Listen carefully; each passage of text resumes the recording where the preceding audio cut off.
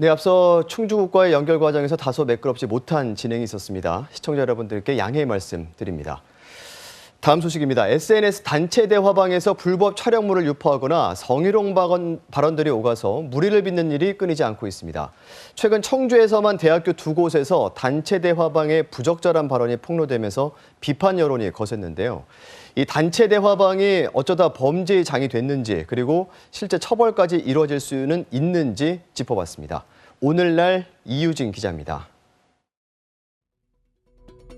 불법 촬영물을 유포했다 중형을 선고받은 가수 정준영 씨.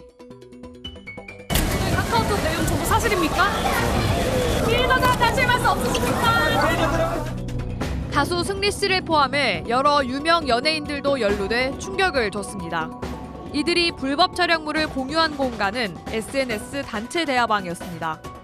군에서도 일반 기업에서도 SNS 단체 대화방이 있는 곳 어디에서든 무리가 잇따랐습니다. 최근 한 달 사이 충북에서만 대학 두 곳에 대자보가 나붙었습니다. 성희롱 등 부적절한 대화가 오간 SNS 단체 대화방을 폭로하는 내용이었습니다. 남학생 17명이 모인 단체 대화방에선 함께 수업을 듣는 여학생을 가리켜 성희롱 발언에 심지어 범죄 행위까지 스스럼 없는 대화가 오갔습니다. 내부 폭로 이전까지 1년 가까운 시간 동안 제재하는 이는 없었습니다. 예비 교사들도 마찬가지였습니다. 교생 실습에서 만난 어린 학생을 비하하고 같은 과 여학생의 외모를 언급하며 성희롱했습니다. 각 대학 측은 진상조사에 착수해 징계 수준을 논의하고 있고 재학생들은 가해자들의 처벌을 요구하고 있습니다.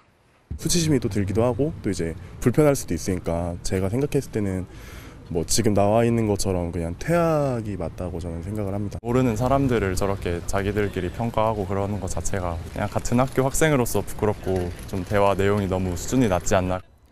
하지만 이런 부적절한 행위가 실제 처벌로 이어질지는 미지수입니다. 단체 대화방의 특성상 모욕죄나 명예훼손죄가 성립하지 않을 수도 있기 때문입니다. 현행법에선 공연이 사실을 적시해 사람의 명예를 훼손하거나 모욕하면 징역 또는 벌금에 처한다고 규정하고 있습니다.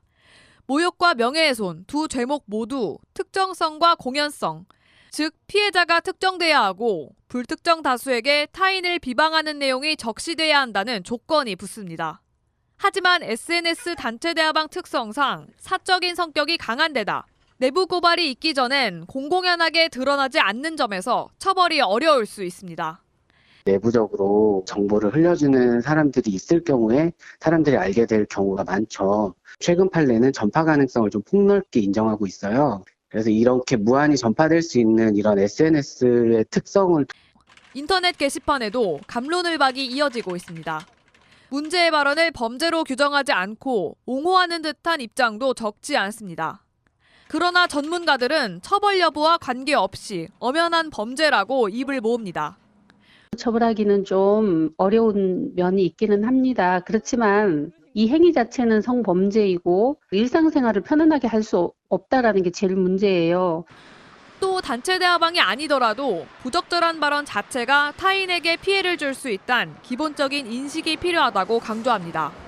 폭력과 그런 장난의 구분을 못하고 있는데 그거는 느끼는 사람의 감정이 중요한 문제이기 때문에 본인들의 문제를 폭력으로 인식해야 되고 실시간으로 정보를 공유하고 소통하는 막강한 장점 대신 윤리의식은 한참 뒤처진 SNS 공간. 지금도 수많은 대화방 속 누군가는 아무 죄의식 없이 범죄를 저지르고 있습니다. 오늘날 이유진입니다.